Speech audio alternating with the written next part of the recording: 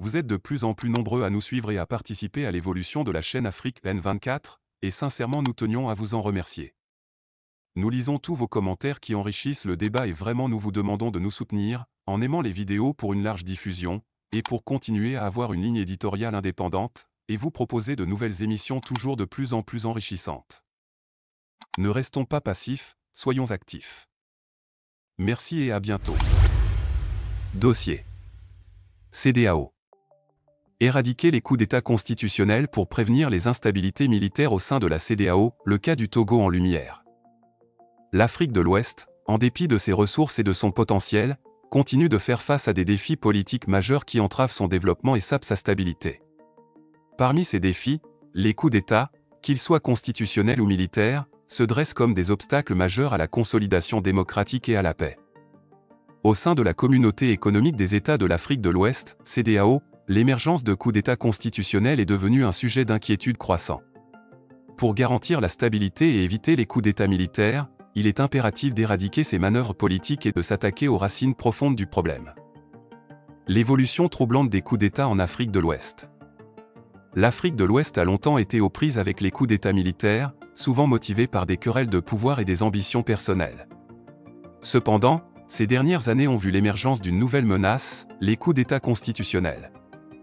Cette tactique politique consiste à manipuler les lois constitutionnelles pour prolonger les mandats présidentiels au-delà des limites fixées, sapant ainsi les principes démocratiques.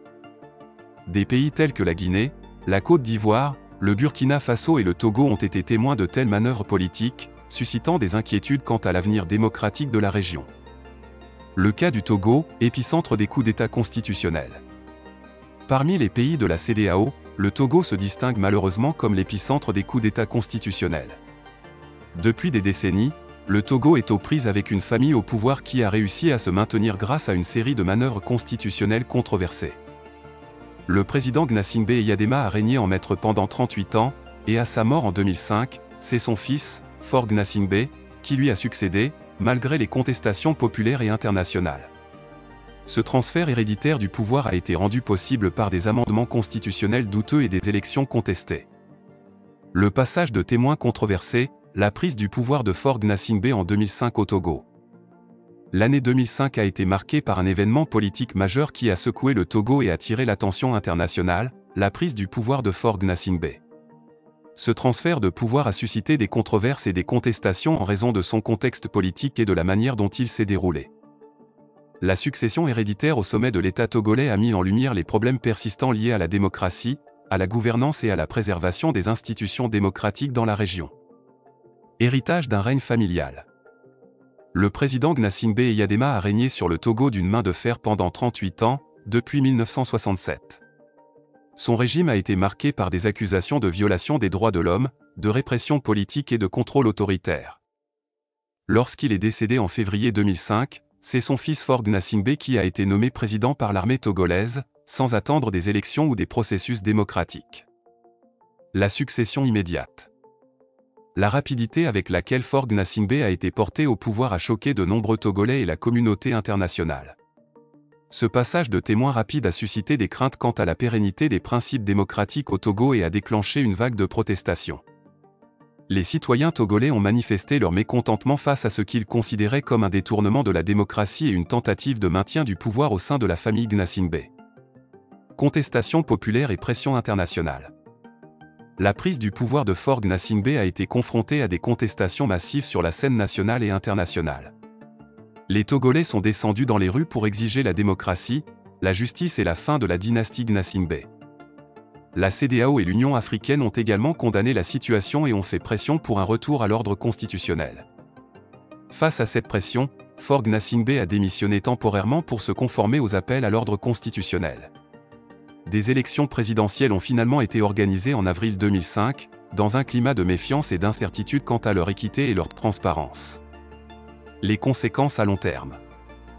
La prise de pouvoir de Faure Gnassingbé en 2005 a eu des conséquences à long terme pour le Togo. Bien que les élections aient eu lieu, le souvenir de la manière dont il est arrivé au pouvoir a laissé des cicatrices profondes dans la société togolaise. La méfiance envers le processus démocratique et les institutions gouvernementales persiste encore aujourd'hui. En outre, Cette succession héréditaire a mis en lumière les limites et les vulnérabilités des systèmes démocratiques en Afrique de l'Ouest. Elle a montré comment les gouvernements peuvent être détournés et les aspirations démocratiques entravées au profit d'intérêts personnels ou familiaux.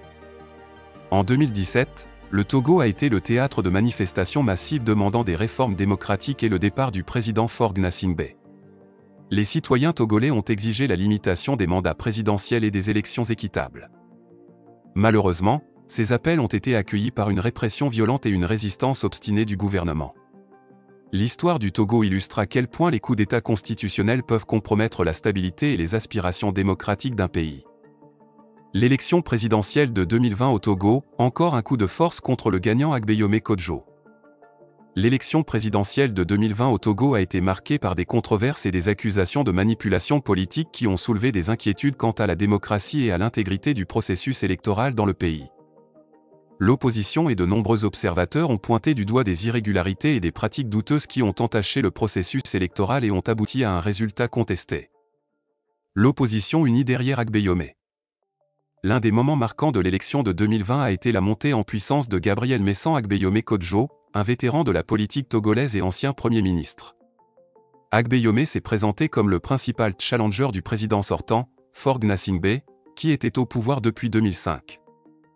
L'élection a suscité un sentiment d'espoir parmi l'opposition, qui s'est ralliée derrière Agbeyome pour former une coalition solide. Les partisans de l'opposition ont vu en lui un candidat capable de mettre fin à la dynastie Gnassingbé et de promouvoir la démocratie et le respect des droits de l'homme au Togo. Les accusations d'irrégularité électorale. Cependant, dès les premières étapes du processus électoral, des allégations d'irrégularité ont commencé à émerger. Les observateurs nationaux et internationaux ont signalé des problèmes tels que l'intimidation des électeurs, le manque de transparence et la suppression de l'opposition dans les médias d'État. Certains bureaux de vote ont également été le théâtre de conflits et de tensions. Les accusations les plus graves ont été portées après la clôture du scrutin.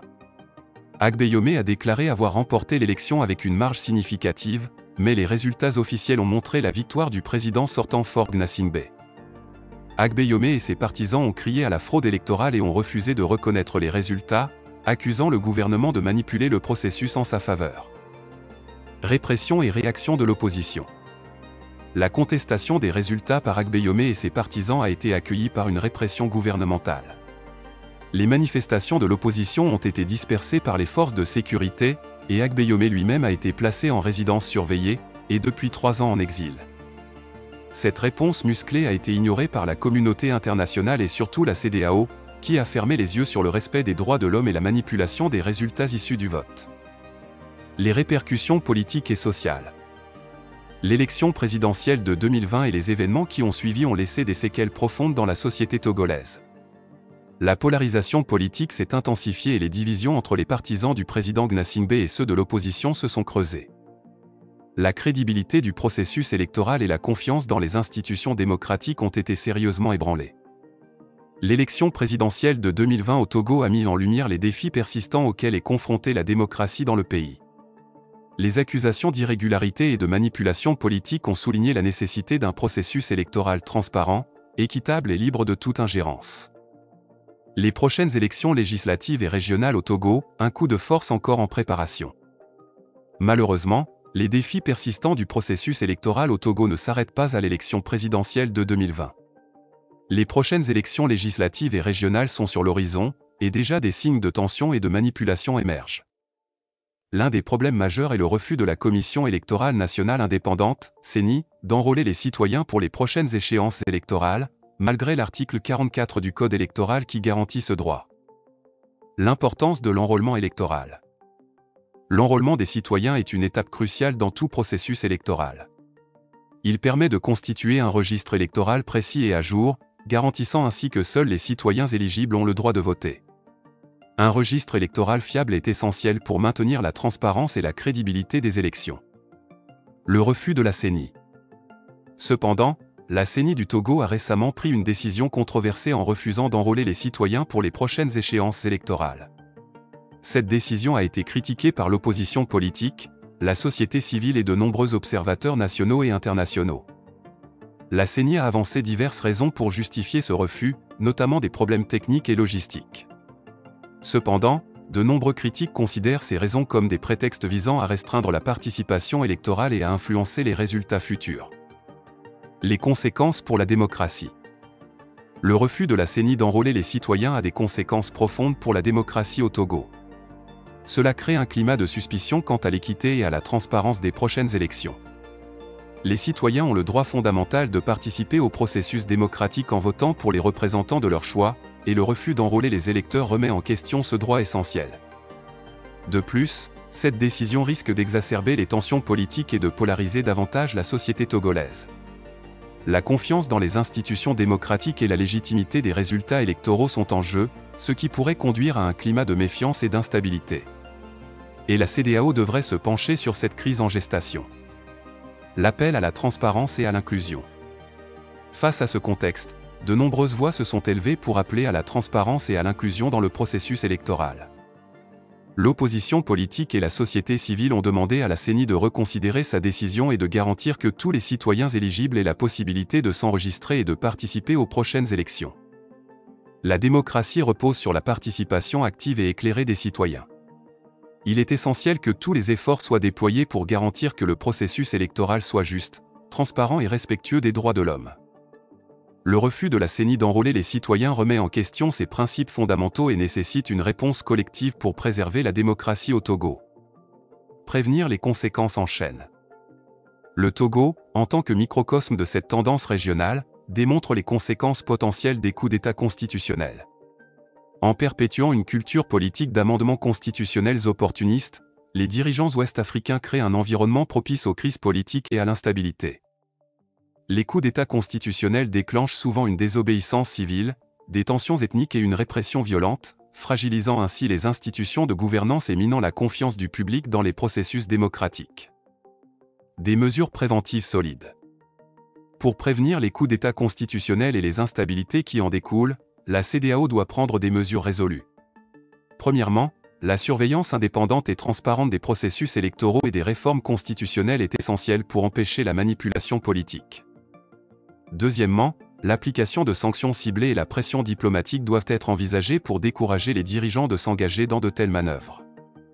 De plus, la promotion d'une culture politique axée sur le respect des termes constitutionnels et la responsabilité envers les citoyens est cruciale pour lutter contre cette tendance. L'engagement des citoyens, de la société civile et des médias dans la surveillance et la dénonciation des abus constitutionnels peut exercer une pression positive sur les dirigeants. En conclusion, l'éradication des coups d'État constitutionnels en Afrique de l'Ouest est une étape cruciale pour garantir la stabilité et la démocratie dans la région. Le cas du Togo illustre les conséquences potentiellement dévastatrices de ces manœuvres politiques. En unissant leurs efforts, les pays membres de la CEDEAO peuvent s'attaquer à cette menace croissante, prévenir les instabilités en chaîne et jeter les bases d'une région prospère et démocratique. Vous êtes de plus en plus nombreux à nous suivre sur Afrique N24, et vraiment nous tenions à vous en remercier. Nous lisons tous vos commentaires qui enrichissent le débat et vraiment nous vous demandons de nous soutenir pour continuer à avoir cette ligne éditoriale indépendante, et vous proposer des émissions toujours de plus en plus enrichissantes. Merci et à bientôt.